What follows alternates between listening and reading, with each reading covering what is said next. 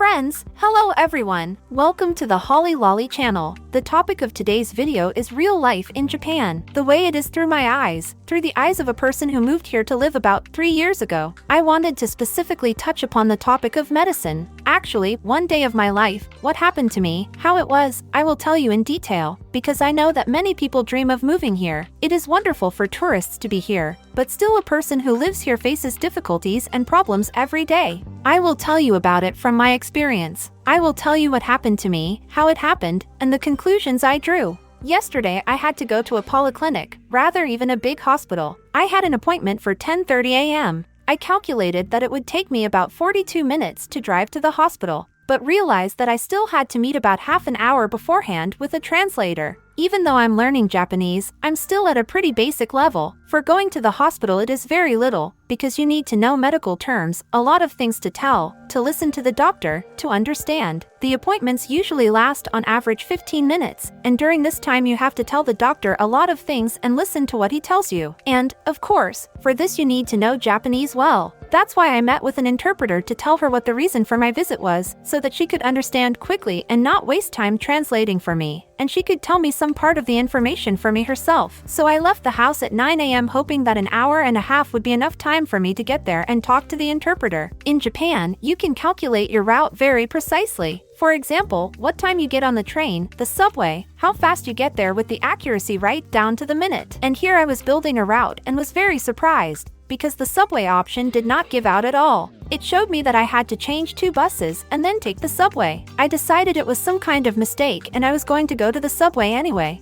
I purposefully walked 15 minutes to the subway, and the navigator still didn't want to rearrange and was showing me that I still had to take the bus. As a result, I got to the subway and it was blocked. It's very common in Japan for people to throw themselves under the tracks. And just yesterday was the case when it happened, and that's why our whole subway line was not working and there were a lot of people in connection with it. It was written that they will clear the rails and everything related to it for several hours, so the subway is not working, and buses are running at intervals of about 7 to 8 minutes, sometimes 10 minutes, but the queue there was just a kilometer long. Probably 600 meters for sure. Just a live line of people to get on the bus. It was pouring, and I was without an umbrella. Today I already have an umbrella, and it's raining quite lightly, so it's much nicer outside. Of course it's more comfortable to walk like this than when you are in a hurry, running, not looking at the weather. And I waited in line for the bus for 48 minutes. That's just in line to get on. My route didn't move anywhere until I got on the bus, until it was my turn.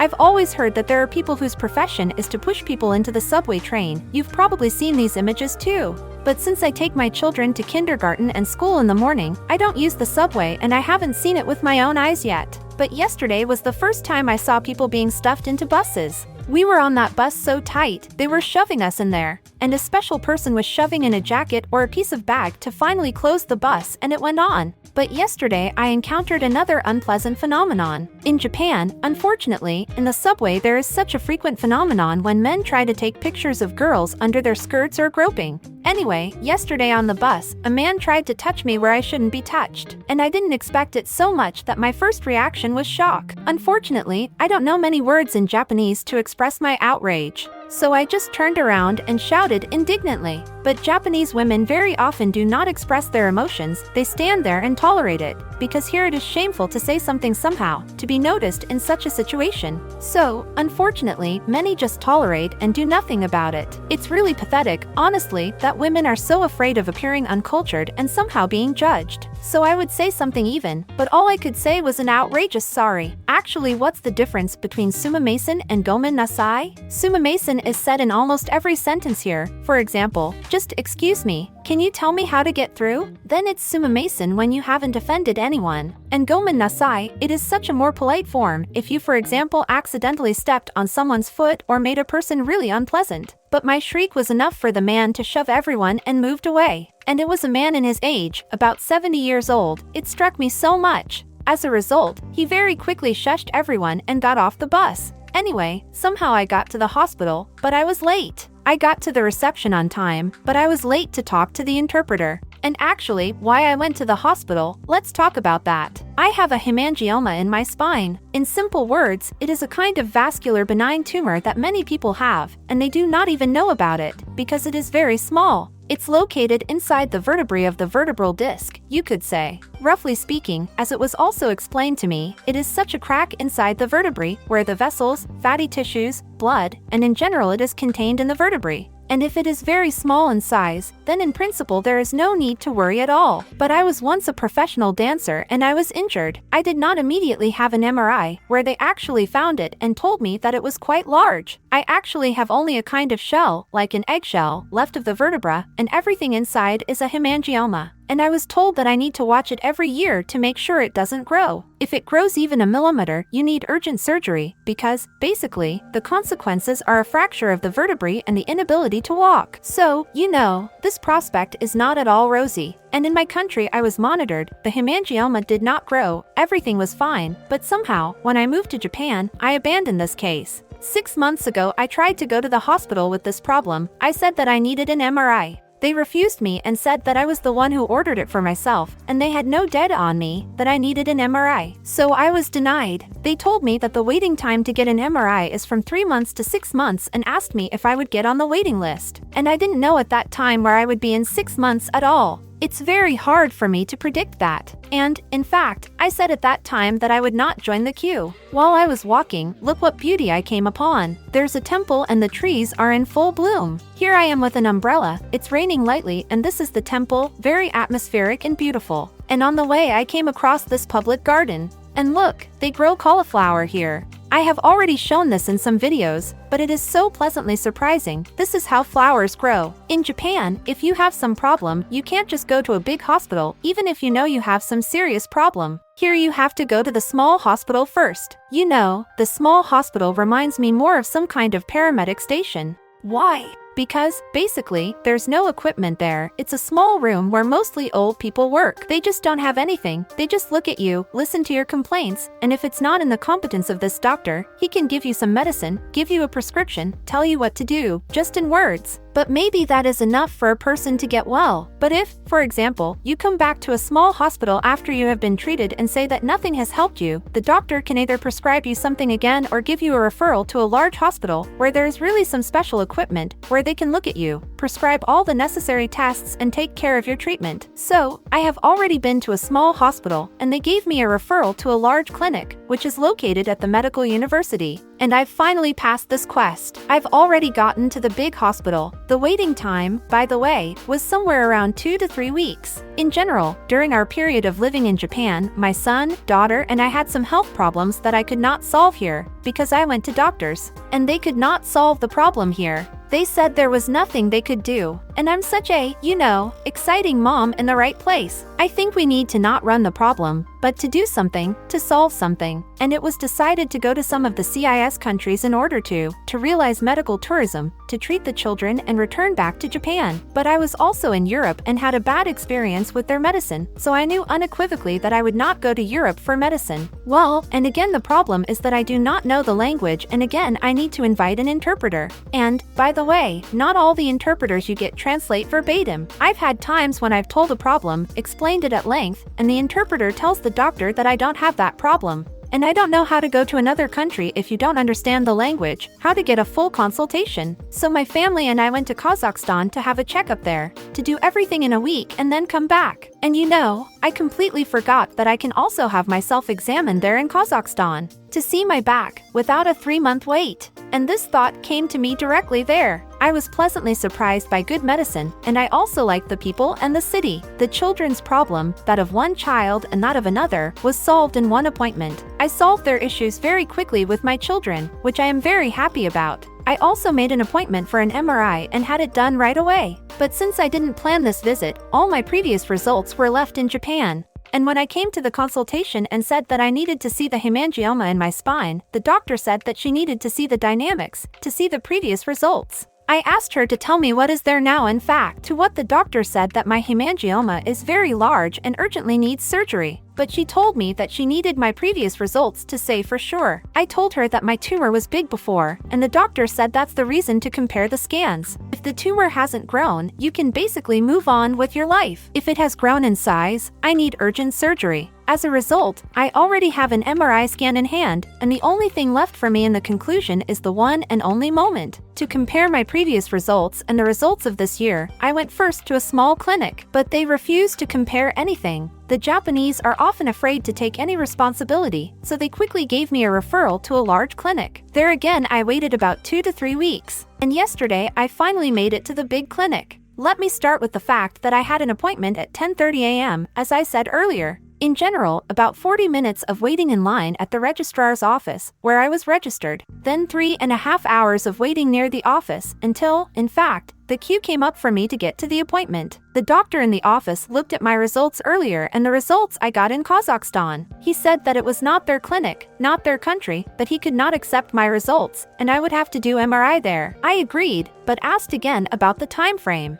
He said again, their hospital has a 3-month waiting list, but he could offer me a CT scan today. I said if it would help, I would accept it. He made me a referral right away for a CT scan, spent another 2 hours waiting and finally got the CT scan. But to go back again to see the doctor, I had to go to the front desk again, get in line for an appointment again, and wait another 1.5 hours or so to get in again. He looked at the CT scan, which he himself had ordered, and said that CT scans are done for hard tissues, but hemangiomas are soft tissues, so the CT scan was pointless. I immediately wondered why he sent me for it. We both knew it wouldn't show anything, but I trusted him and thought that if the doctor was talking, he knew something. He said the CT scan didn't show anything and offered to go send me blood. I said if he thought it was necessary, I would do it. I actually went and waited another hour, but I finally got my blood drawn. No result yet, of course, but I did give blood. I was given a list of clinics where theoretically I can sign up and get an MRI without such a queue of several months. Anyway, I don't know, we'll give it a shot. I haven't had that experience yet. We'll call again.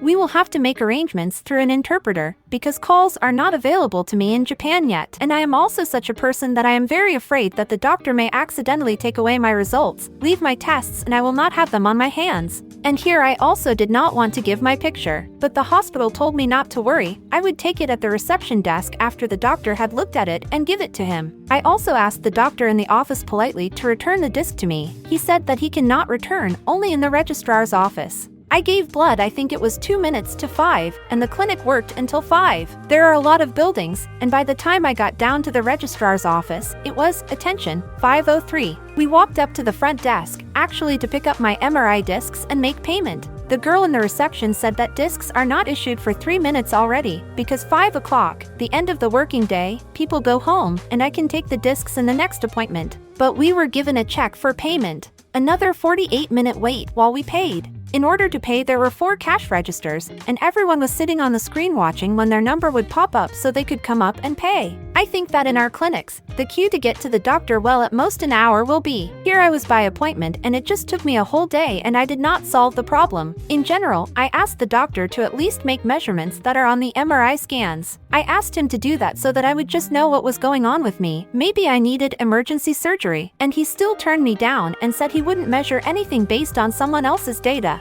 He said the only thing he can do is send me for a new MRI. After that he will put me on the register and only then he can measure it, and from that moment he will observe me every year and see if it does not change. He also asked me how much pain I had in my back. I told him that I have basically had back pain since I was injured, and that was many years ago. The doctor asked me to show him the place where it hurts, and I very often have inflammation of the soft tissues near the vertebrae, and there is a little swelling near the vertebrae. In my country they explained to me that this is the inflammation of the tissues. They gave me injections and it all went away. Here the doctor tells me that he doesn't see any swelling there. He said that it must be a peculiarity of my body and that I am obese in that place. I could hardly contain my laughter, because the doctor really thought that I had fat accumulated there. No doctor has ever said that to me before. Then I asked why the pain then appeared in that particular spot. The doctor asked me to bend over, then asked me to lie on my back, lifted my legs and asked me when it hurt. Oh, by the way, it's important to note that I go to a stretching class. It's such a good stretch for the back. And since, as I said before, I used to do dancing with gymnastics elements, I know that my stretching is very good. And the girl who teaches stretching told me that I have a very good stretch, but not like Japanese women. And Japanese women are just so plastic, even girls who have never practiced.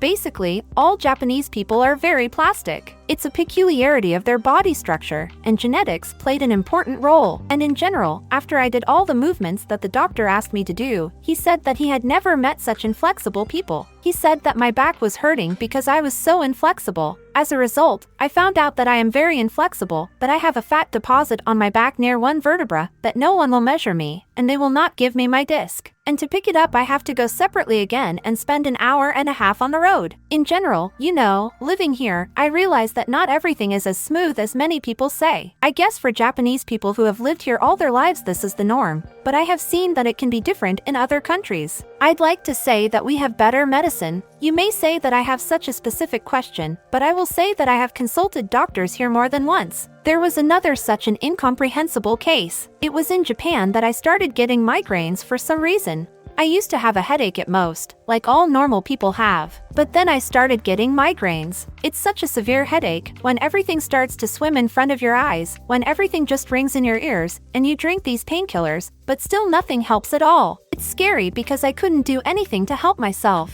I start to get this condition where I feel nauseous and everything is floating in front of my eyes, and for some reason it's in Japan. I know that many people here develop allergies. My acquaintances who have lived here for 5 years or more say that everyone suffers from seasonal allergies, even if they have never had it before. All because there are a lot of things blooming here, and this pollen, it accumulates in the body and then it turns into allergies. As a result, I went to the doctor and said that I can't live like this, because when I have a migraine attack, pills don't help, I can't get out of bed, it's so bad. The doctor asked me how many times a day I have migraines. I was surprised and replied that I get them, well, 2 or 3 times a month, to which he was shocked and said that it wasn't a problem at all, just a couple times a month. I asked the doctor to prescribe me some pills because I can't manage this pain on my own. I had some medication with me, but you can't buy them in Japan without a prescription. And I was running out of them, and I didn't know what I was going to do without them. After a lot of begging, the doctor finally gave me one migraine pill. With it I should take another one for vomiting, because it's all interconnected. I didn't object, but asked to prescribe me some more, to which the doctor didn't agree and said that if I needed more, it would be another appointment with him.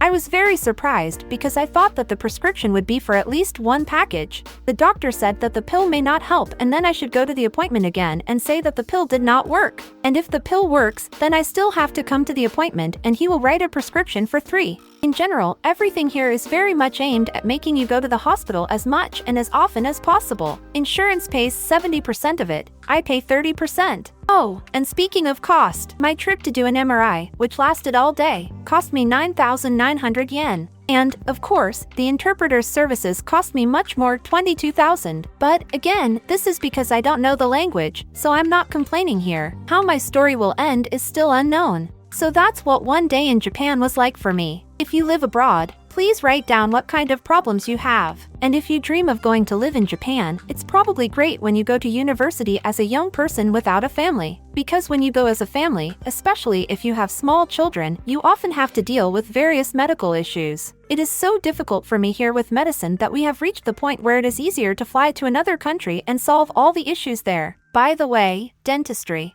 For example, it took us 6 visits to put a filling in my son, a month and a half. Once a week we came, he had a flux, they would just clean it and send him home. For me, that was my first culture medicine shock at the time. Friends, thank you all so much for watching. Give me a like, subscribe and see you in the new videos. And let me know what topics I should make videos on. Bye bye!